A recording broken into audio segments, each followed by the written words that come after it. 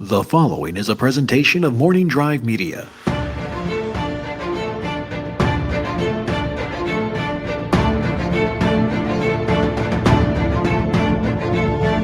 From the southernmost point of Dorne to the lands of always winter, what is west of west and the shadows in the east, this is Casterly Talk, and I'm Ken Napzok here by myself for a look at Season 2, Episode 5, The Ghosts of HARRENHAL. This is a fun episode to look back. A lot of things that you can point to and go, oh, that might mean something, but also just a good episode by itself. So that is why, that's why we're doing this. That's why we're doing this rewatch. Thanks to all listening in on the podcast and all watching on YouTube as well. Like I said, just me. So you just get my face. Just hanging out. It's been a long day. I just noticed as I'm recording this, I think I got some pizza on my shirt. I feel like Robert Baratheon. We're going to go with it. It's been that type of day. Hours upon hours of Mandalorian discussion, which is fun. But Game of Thrones is still very much in my heart, as is this episode. This has got some stuff that I think is talked about a lot. Tywin and Arya, we got some of the great stuff there. We got the quote of quotes from Marjorie Tyrell. We meet the half-hand, and Jon, unbeknownst to him and unbeknownst to us, takes a fateful step into a next chapter. Dany's learning important things in the city of Qarth, the greatest city that ever was and ever will be. And, I'd say it's important. Renly dying, which sets Brienne on her path and kind of sets a lot of things in motion. Episode originally aired April 29, 2012. The director, David Petrarca, he not talked about in the pantheon of Game of Thrones directors. And I say that a lot of the directors in the first few seasons, you just forget some of the names. Later on, Sapochnik and the crew come in and kind of get headlines as the big-time directors, as Neil Marshall. And they should. And then David Nutter and the whole team. But a lot of people have directed episodes of Game of Thrones. And I think this one has some great moments. And there's some moments where, the death of Renly was is important. And I've seen and read some criticism where maybe the death and the direction of that scene doesn't match the moment. The death came out of nowhere, but that's also, this is early on. A lot of those critiques and criticisms and stuff, those reviews come in early on while we're watching this show. And now with a little bit of hindsight, I think the Renly death fits in with the other deaths here. And for me, just sad to see Renly go. I think as a Stannis Baratheon fan that I am, the Iron Throne was absolutely his by right. I believe that. I get behind that cause. I think Renly would have been a very compelling king, a very warm king, a king that was supported.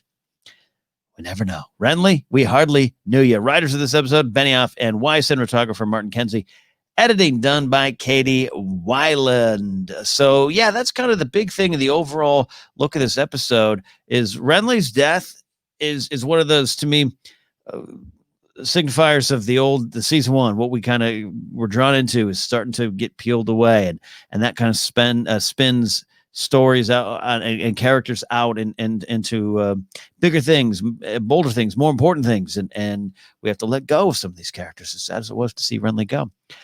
Gethin Anthony I think did a great job as Renly. So that's kind of an overall look. And again, we are out and about all over the map. This is one of those episodes that really goes to most of the places in Game of Thrones. I don't think we spend too much time with Robb Stark, or none at all in this episode. We don't even spend a ton of time with Tyrion. We get some great stuff with the wildfire there as well. So let's dive in. We always love looking at themes and lessons in a show who often some of the writers and the creators don't like playing around with those themes.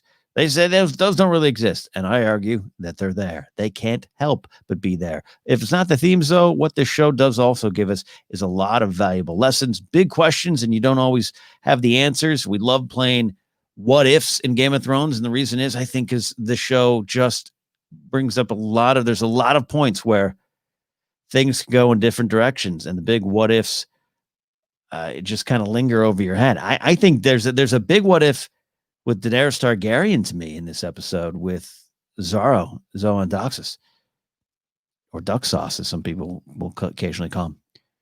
At any point do I believe that I expect Dany to accept his offer of marriage and head on out to conquer the world with him at her side? Question mark. No, I don't think so. But in watching it tonight, now we know we know what's really in that vault. He knows, but what would he have done? That's a bigger what if.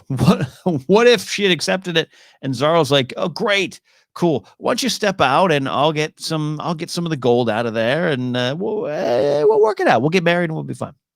Then the jig would have been up with him. So as far as some of the themes and lessons, there's a big thing to me of staying alive for your goals. Better to live to fight another day. Better to live to fight for another cause. Brienne, the Tyrells are faced with that. They all want vengeance. Vengeance comes up a lot. It comes up a lot in Game of Thrones, but it comes up a lot in this episode following the death of Renly and the murder of Renly. Let's call it what it is, right? And it's interesting to me. There's a key point because I'm focusing on it. Brienne wants to avenge Renly. She wants vengeance. She's going to get revenge. All those kind of strong words, and it's on Stannis. Definitely, we got Finn Jones doing such a great job as Loras Tyrell, heartbroken. And I know in the books he was in more of a rage, and it was also if we try not to do the book to show comparison here, we're trying to go back and watch the show as the show. But I think Loras they chose to play a little more contained, and some people didn't like that. But again, it's going to read different on the TV screen, and I think his internalized rage and trying to move forward and needing his sister to push him forward is. I like how that plays for me, but he wants vengeance. He wants justice. But that's the word. I just used it. Justice. It's Peter Baelish that takes that word and twists it around in their minds. The confusion of that Baelish loves to create, the chaos that he loves to swim around in. Vengeance, justice. They sound a little different, but they are the same thing. Are they, or are they not? But Baelish appeals to the Tyrells, appeals to the Tyrell siblings. You want justice? You want justice? You're interested in justice? I'm selling some justice. You guys want some justice? Versus vengeance might burn off. Revenge, avenging. Good traits if you're the Man in Black and the Dread Pirate Roberts there. But, after a while it dries up and you got to get a good line of work. But Baelish knows how to turn that on its ear and sell it as justice. Whereas I think Kat plays a little differently with Brienne. It is not justice; it's a vow. It's an oath, and that is what fuels Brienne. So I really love this episode. Beginning with that, the Marjorie stuff. The Marjorie stuff because she's such a great character. Natalie Dormer here. She shows up season 2. And she's right in the game, and she's so good at the game. We just see it from the get-go with her. But this is kind of one of I call it a thesis statement moment. I say it's the Marjorie quote, and that is, of course, do you want to be the queen? No, I want to be the queen. I think I might put it top 20 Game of Thrones quotes because of what it means for her. And one of the things I took out of this episode. And sometimes, again, these themes and lessons are my opinions, my interpretation of the episodes. But when you look, things keep popping up again. And there's this weird idea I had here of the opinion of others versus knowing who you are. And then sometimes someone like Marjorie comes along and knows both and knows how to play with both. And I think because she knows who she is. Marjorie raised in a different house, a house that is more matriarchal house than a patriarchal. I don't know why I can't say them tonight. Patriarch. I could say those words. Got pizza on my shirt. She's been more empowered. She's been just kind of groomed to rule, groomed to play the game. We know from Lady Olenna, the Queen of Thorns. I mean, we're gonna spend more time with the Queen of Thorns later, but Marjorie's learned from the best, and her ambition is up there with the best players in the game, and I think she knows how to get it. And she sees the opportunity, and she's not a cold-hearted opportunist. I think there's an honest, true affinity she had for Renly. I think that moment's there at his bedside, calling him a good-looking man, and talking positively about him. I think it's very real for Marjorie, but she just knows that chapter's over. That chapter's done. It's time to go on, and she knows the opinion of others can be valuable. It can be something that you can use to your advantage if you know who you are. And a lot of people are faced with the hard truths of what people think of them and how that it can affect them and how that can drive them forward. Bran is on the hook for Renly's death. That almost drove her to her death. She couldn't have defeated everyone. That's an opinion of others. I think Bran spend some quality time with Kat, which it's weird to think as the character Bran begins in Renly's service, but goes on to so many other things, but really moves forward under, in service, in making a vow, taking an oath to Catelyn Stark, but they don't spend a ton of time together, right? They're often going by this point here, or soon enough. But I think I think Bran gets some valuable stuff from Catelyn Stark. She is worried about the opinion of others. Again, not in a high school gossipy way, but just like, they think I killed him. I didn't kill him. You know the truth. I got to get vengeance. And Kat's just kind of like, yeah, but stay alive. Know who you are. That's going to be more valuable to you. Know what you want to accomplish. Purpose is big in this episode. So I see it with Bran. I see it with Tyrion. He knows who he is, but he also is learning who he is in this game. I think this is a new chapter in Tyrion's life. Like, he's finally feeling it. I'm not just running the latrines at Casterly Rock. Like, I've got some power here, and I know what to do with it. And he's feeling his oats. He's got the plan for Myrcella going, all that kind of good stuff. But he is out and about after the great Lancel stuff. I do love the stuff with him and Lancel. It's kind of a fun little sitcom. And with the Lancel, Cersei, Tyrion backstabbing, all this, it's great stuff. But he hears from the small folk. There's the guy kind of preaching on the street and calls him a demon monkey lizard, and beyond just what the opinion of Tyrion is, but it's the opinion of the small folk towards the crown and to those in power. Bronn says it so well. Tyrion's just kind of like, yeah, I'm here to save them. And Bronn says, yeah, I'm not the one you have to convince. It's them. So Tyrion knows who he is. He's learning who he is, but the opinions of others start to drive him forward here. Stannis hears hard truths. We've been bringing up the idea of hard truths a lot in season 2. Stannis and Davos have a great conversation, which one of the things said in that episode, part of the episode, factors in a lot into the life and the journey of Stannis Baratheon. But Stannis is hearing hard truths. He's hearing the opinions of others, the opinions of his men. Davos lays it on the line, but what they feel about the Red Woman whispering in his ear. And I wonder, as a Stannis the man that I am, Stannis makes a decision to ditch her, to leave her behind, which will prove costly, or at least she'll argue that it proves costly later on. But he makes that decision. It's with Davos around, you get the sense that Stannis is coming around a bit. Like, you're right, Davos. Let's do this. Let's conquer King's Landing the right way. But I analyzing it this time and looking at it this time, I think Stannis is driven a little bit by his ego. And it's part of what his fall's about. We'll come back to that in some of my favorite moments, favorite scene stuff later on. Davos is really laying some hard truths. He's really plugged into it. But that's, to me, another example. And we got Theon, the opinion of others versus knowing who you are. This is perhaps the greatest example of it in this episode. The heartbreaking stuff with Theon. He is stuck in a world of proving yourself, which on some level I get and I can respect. And respect is big. Dagmar, Cleftjaw there talking about they'll never respect you. And you got to earn it. And your titles and your names. I've always kind of liked the Ironborns pay the iron price kind of way of life. Like they're a little extreme with it, but I kind of like the idea behind it. We all want to, especially in this world, this Game of Thrones world, you want to learn, you want to earn it. You want to feel you've earned it.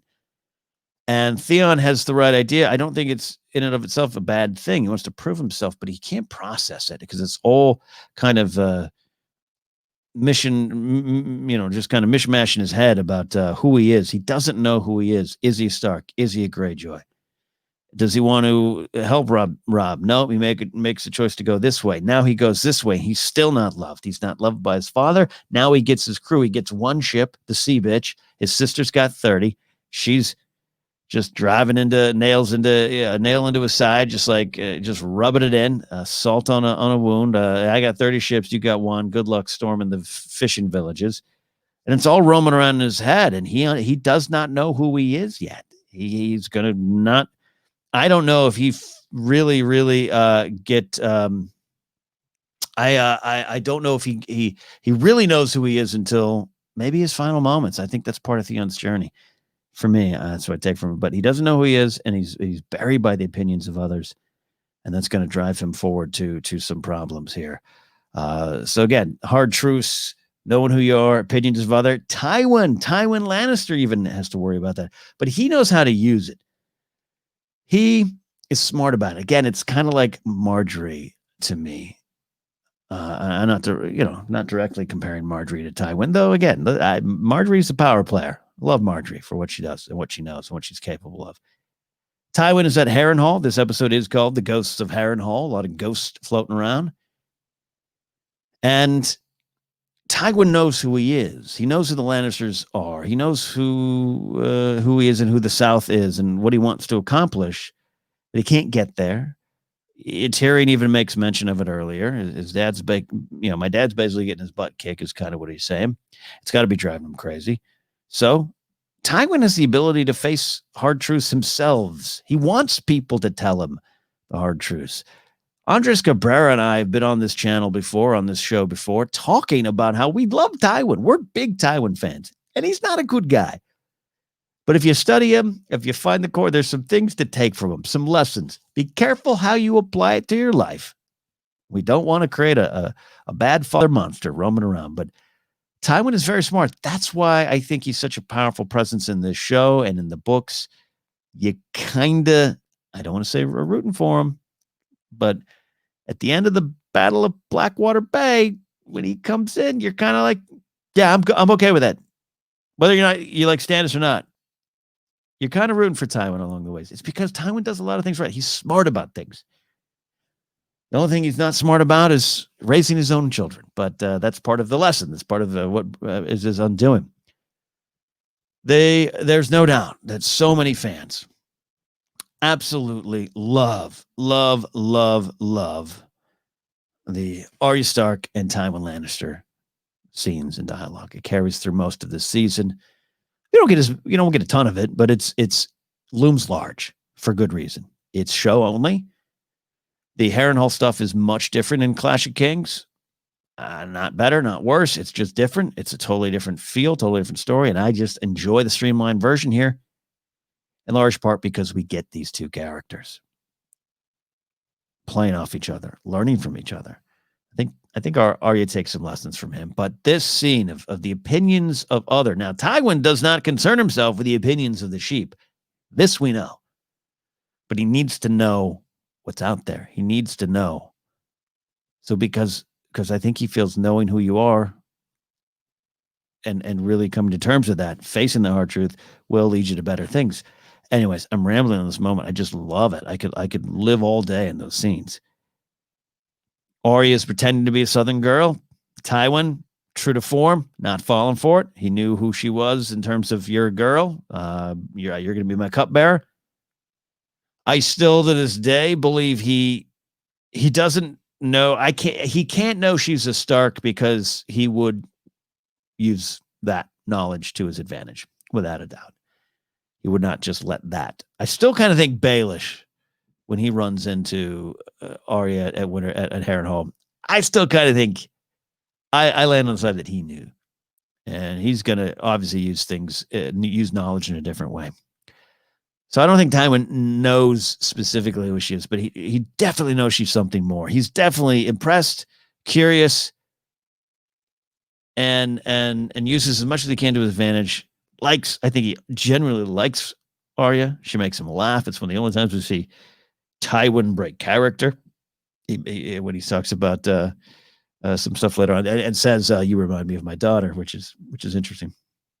Anyways, this scene, she knows the truth. She gives the truth, and I think it's a powerful moment when Arya kind of stands up straight and tells the true story of what people think of Robb Stark. And we'll talk about it later. It's a great moment. Anyways, that's some of the stuff for me. Talking about purpose. And what do you want? What do you want, Zara? What do you really want? What do you really want, Jorah? Do you just love this queen?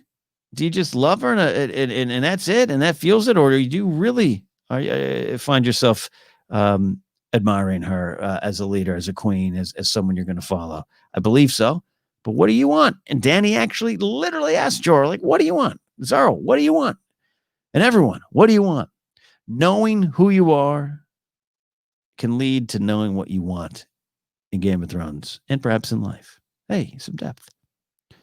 I also love the idea of the ghost. This is the ghost of Harrenhal. Definitely an allusion to what happens with Jagged. Hey, Jagged shows reemerges there. I actually really love that stuff. We're going to talk about that in a bit. But the Ghost of Harrenhal, we kind of in story, if you're plugged into the lore, you know the history of the land. They touch upon it in the show. But if you study the map, study the world, study the books, you know even more about what it is. But there's the idea of the ghosts in Game of Thrones. It's the ghosts of history, the ghosts of tradition, the ghosts of how things are supposed to go. We get Samwell talking about the long night, the first men, what that was. We got the ghosts of Harrenhal. We got kind of the ghosts of the North. We got the ghosts of the South. And how much our characters act now is influenced by what came before. And can you break that? Can you be like Corn Halfhand suggests when they meet up with him and he's talking about Mance. Mance is one of us. He's going to teach the wildlings to act like us. So we've got to act like them. We've got to break from the past. We got to break the ghost. Now, it's not like Jon eventually does in season 5 and breaks with what the traditional view of the wildlings are for the Night's Watch. Of course, a little different. But that's something that I think Dany touches upon too. She doesn't quite get into the break the wheel stuff, but it's starting to form. It's starting to form with Daenerys Targaryen.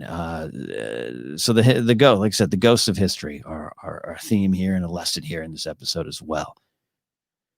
Not going to be here super long tonight in this episode, but looking at Dany and Karth, I've mentioned before, I do love Dany in Karth.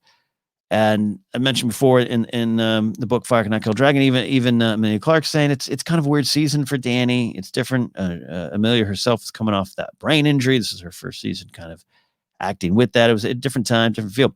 And I agree. It's a different Dany. She is a Dany that is still not entirely control of her destiny. A Dany that has to be beholden to others, or at least others feel that she has to be beholden to them. Zaro and Pri and everything going on in Karth. Yeah, it's a different, but it's valuable lessons for Dany. It's very interesting to me that towards the beginning, they're at that party. Dany gets in the dress and she looks, she's cleaned up. She's no longer dusty from the red waist out there. She's looking more like a queen.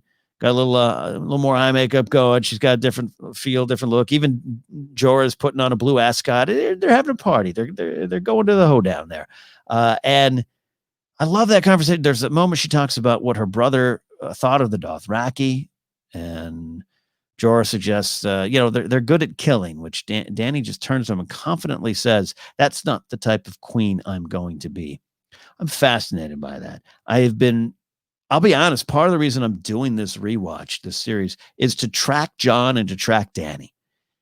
And to really just follow it beat by beat and see where it goes, see the signposts of what was to come, and see as the show kind of figure out what they want to do. By season 3, they were locking things in. That's what the creators have said of just where Dany was going to go, based on stuff they knew, based on stuff they were told, and just what was starting to emerge. So it's fascinating in season 2, where maybe there was a little more room to play with Dany and her direction, and she's like, "That's not the type of queen I'm going to be." one that, uses the Dothraki for killing. That's not a lie. She doesn't know it to be a lie, but look what happens later on when she hits Westeros. No, the Dothraki are the front of her army. They're doing a lot of killing because they're good at it. She's faced with that word that I think she would maybe want to fight against. Again, opinions of others and knowing who you are. She hears conqueror a lot. She hears a lot. She hears a lot in this episode. Zara just says it. A conqueror. But in talking with Jorah, she's that's not the type of queen I'm going to be. And then that big speech at the end, Jorah gives that big speech when he's kind of confronted with, what do you want? And why are you here? Zara's kind of saying it. Your swordsman, your knight, your number 2 guy, he loves you. Trust me, I know. Quaithe shows up. She starts to give Jorah the truth, hard truths. But Jorah's speech, I'm fascinated by that speech at the end, because it's not just, hey, I love you speech. He probably could have added that and it would have been natural. It wouldn't have been right, would have been appropriate, but it was building towards that. You're going to be a great queen and I love you. No, he talks about what he saw, what he believes in. And it is not that Jorah is saying stuff to Dany that she's like, that sounds great. That sounds like something I want to be. I think he's reflecting back a little bit of what she knows she could be and what she knows she is. And that's what makes him, I think, so valuable as an advisor. He messes up with her as advisor. We've talked before when Rachel was on. We talked early on. He doesn't fully understand her plight. He's an older, middle-aged to above middle-aged man. He doesn't fully get her story, doesn't fully get what her journey is as a young woman in this world, sold into marriage, treated like property, abused, someone who has to take her control of her own destiny. He doesn't fully understand that. He can't fully understand that. He can try to understand his best, have compassion and empathy for it, but he doesn't fully understand. So I really love that speech. I believe every word. And again, I think he sees what could be true, which is why later on his loss is so heart-wrenching, I think. So we always love looking at foreshadowing and things with more meaning now. These could be big things. This can be small things. There is following Renly's death, there is the moment with Davos and Stannis, the moment I was talking about where, Davos gives him the hard truth and Stannis agrees to not bring Melisandre to Blackwater Bay. There's a moment where Davos says, and I may be paraphrasing a little bit, where Davos is just kind of saying all these things, man. You're losing yourself a little bit. You're not the man I brought the onions to. You're not that guy. You're starting to slip, and none of this will be worth it. None of it will be worth it. Stannis doesn't want to hear it. I, as a Stannis fan, don't want to hear it. I'm like, no, this will all be worth it. He's going to get on the Iron Throne. But there it is. There is the lesson in the character of Stannis, and Davos sees it, and it's all true. And I love when those moments early on, a line is said, and that connects to later on, and it's almost as if like it was spoiled. Everything, it's not going to be worth it.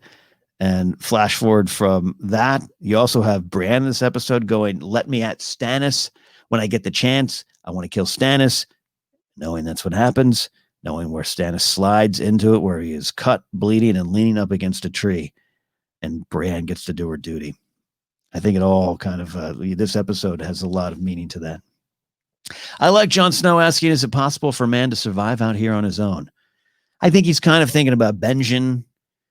They're talking about Corn Halfhand, who spent an entire winter out here north of the Skirling Pass, all that kind of stuff. I think that's kind of directly what is mentioned, but I just love seeing it now of like Jon asking, so is it possible could you like get an apartment out here? Maybe not now, later, like after all of this, I'll walk north with my friend who I haven't even met yet, Tormund. Of course, you can't deny the moment when they're waiting for Corn Halfhand and Ed and Gran, and they're talking about the waiting for the the corn or the wildlings. You don't know. And it's 1 blast for friends, 2 for foes, and then Sam adds, and 3 for White Walkers. Well, it's been 1,000 years, but that's what it is. 3. Again, leads to what is one of my favorite endings. I can't wait to get to it when we do this rewatch, the end of season 2. So this moment, you look at it and you go, oh yeah, it's right there in front of us. A couple things too that are just kind of not fun, but Dorea and her dragon obsession. It was right there in front of us. If you're one of the ones who just didn't know, who wasn't sure what happened to Dany's dragons when they get stolen, you go back to this moment, you're like, yeah, I can't believe I didn't suspect Dorea, and she's clearly got a lot going on. Loves those, wants a dragon pet for her own, and Dany says, yeah, he loves you. He's got your trust. Oh boy. And then Dany, I do love Dany sending Dorea to get info from Zaro. Just like when men are happy, they talk. Kudos to Dany. Is there some gray area there? Yeah, but you know what? It's almost as if she told Dorea, start an OnlyFans and make obscene money because people are going to give you that money, and more power to you. Go forth. Go get Zaro. It does backfire a little bit for Dany, which is why it has a little more meaning. Not for nothing, but knowing there's a lot of wildfire around, and Cersei is aware, and Cersei's bigger plans are lingering. Looking ahead to season 6, wildfire factors into that too. As I mentioned before, I loved Dany in Karth, and because of that, I also love the Quaithe stuff. Quaithe reveals herself in this episode, and there's a lot more to this character in the books. I get that, and I love a lot of the theories. The Shiera Sea-Star theory, I'm all aboard that. And is it Dany from the future? There's a lot of stuff with Quaithe, and I know a lot of complaints are that the Quaithe storyline didn't go anywhere. I argue though that part of the reason I'm doing this rewatch is to go back and realize it's not a storyline. Quaithe on the show is not a storyline. Quaithe in the books might be a storyline. On the show, it's a lot different. It serves the story of Jorah. And I love that she just kind of often just warns Jorah of everything. And she says some of the prophecy stuff, some of the stuff she says even in the books, of course, she gives Dany some key things. But wonder has returned to this world. There's a lot going on with the Pyat Pree and the House of the Undying. The return of magic is the return of their powers, all that kind of stuff. And just the idea of fire is power. And that's something that's going to factor in, not just literally, but figuratively in the show going forward. There is, I love the moment that we got a lot of Bran and dream moments. I love the quote, if you can't protect our own bannermen, how will they protect us?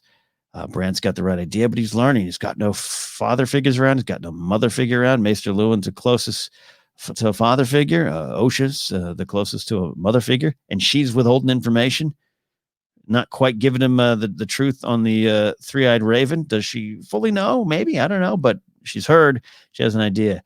And Bran's dreams, Bran sliding into leadership, Bran realizing there might be more going on with him is an interesting story. I think there's a much more interesting stuff going on with Bran all through the show than often he gets credit for. But this is some of that stuff. And yep, I know it's a little bit different. The books, the reads, Jojen, they have more of the dreams and stuff like that. I think in the show this works to again streamline it. Not for nothing. Hard to deny. Arya seeing Gendry shirtless is harbinger of things to come. I don't know. Too soon to talk about it now. Favorite moment, lines, and scenes. More. I mentioned before, Marjorie, I want to be the queen. I put that top 20 in Game of Thrones. Just one of those you win or you die type of moments. I want to be the queen. I mentioned before the Arya talking about Robb and her family, and then that great line of no, anyone can be killed as she stares down Tywin, and Tywin feels it. He feels it. Jagan reemerging's great. This is an episode that goes to Harrenhal. I think is a lot has to do with him teaching Arya the power of death. When you can control the god of death, and maybe a little bit there. I love that Arya spends. There's that look on her face at the end, like, oh my God, I said it, he did it. And look at that. Vengeance be mine. I do love Tyrion learning of the wildfire. Great scene. That performer, of course, who is the pyromancer, Roy Dotrice. George R. R. Martin was a friend of his from the Beauty and the Beast days. I think a lot of you know the story. He was originally cast to be Pycelle, had to drop out for medical reasons. I think he's great in this role and has a lot of fun. I love him later on Battle Blackwater. He's great. Final thought. Well, there's Corn Half Hand is spectacular. I absolutely in the short, and it's really you don't spend a lot of time with Corn Half Hand, but Simon Armstrong plays him, and you just immediately, I think you like him, you trust him. Maybe you don't 100% like him. He's a hard man, but I do enjoy what's there. John, I love the moment too. The little tiny moment. Is Corn staring off into the snow and the blizzard, and he sees fire. And no, even Jor Mormont's like, there's a fire out there. And John's just like, oh, there's the fire. I see it. And Corn just kind of looks around. It's just a little interesting tell of the skills of John. I do love, again, Brienne talking about how she never knew her own mother, having the connection to Kat, swearing the vow. And it's a good reminder that killing Stannis was always the most important thing to her. Bran goes on there's a lot of things that happen with Bran and big growth and big moments. But in watching like season 5 again recently myself, as I just do a bunch of rewatching of the show, her final moment, not in the show, but with Stannis, I was kind of, oh yeah, that's right. Back at square one. That's what you want to do. This was good to go back and kind of live with that in this episode here. Final stuff to talk about in terms of just favorite scenes and lines. I mentioned it, but the Jorah and Dany stuff at the end. It's a lot about Jorah. It's a lot about what he might be hiding about what he wants. The burden of what he knows he's done hangs over him. Quaithe is putting that in his head as well. But I love the line, according to your new friend who earned your trust by cutting his hand when he's tearing down Zaro. But Dany saying this is not the queen I want to be. Dany being faced with the fact that she's a conqueror. And Jorah here is just saying, we got to get to Westeros. That is home. That's where you got to go. You need to win Westeros. You'll need allies in Westeros. Again, Jorah's not always perfect. She even points out, if I had followed your orders, we might still be at the door into Karth. He can't deny that, but he asks her that, not ask her, but tells her just kind of make your own way. Make your own way. And this is a great scene in the building blocks of Dany. I think Karth's very important. Running up against obstacles, running up against a spice trader who won't respect her. Zaro, and feeling that she owes something to Zaro because he sliced his hand and took the vow and spoke for her. Dany's going to emerge a lot different from this season, and having people around like Jorah challenging her, make your own way. It's interesting, and I think she does fall on that a few times. Final thing was, again, Arya learning what Jagan can do, and just death and vengeance and what that might mean to her and how that changes with her. Episode stars, mentioned some of the actors like Benanza Anozi as Zaro Zoho and Doc says, I really love, I think there's something compelling about him, interesting. They play him differently in the show. The character's totally different in a lot of ways. And again, I love the book version. He factors into more storytelling. But I really love the version on the show, and it serves the story so well, and it serves the building blocks and the journey of Dany very well. So that is kind of it. That is the look. It is a busy holiday season, so I just wanted to spend some time with you all here. Continuing this rewatch, we'll go on to season 2, episode 6, The Old Gods and the New. So if you have a call about that, get it in. We'll also do another catch-up episode with some of the calls that have come in through Anchor that I've missed or haven't got to. And, of course, more on the way. Casterly Talk right now is on the Ken Napzok YouTube page. That's me. That's where you're watching this right now. If you're listening to the podcast on Anchor, keep listening there. Absolutely give me a download. That helps. But also, we will be moving to our own channel and very soon be part of the GPA, the Good People Association, new network that I'm building with Josh McCouga, Mark Riley, and Eric Bass of the band Shinedown. You can go to Good People GPA to check out more of that. Go to my website, kennapzok.com, or follow me at Ken Napzok. And thank you so much for being here to continue to watch and rewatch and learn all about, all over again, the show we love, Game of Thrones. All right, we'll see you next week, friends. Bye.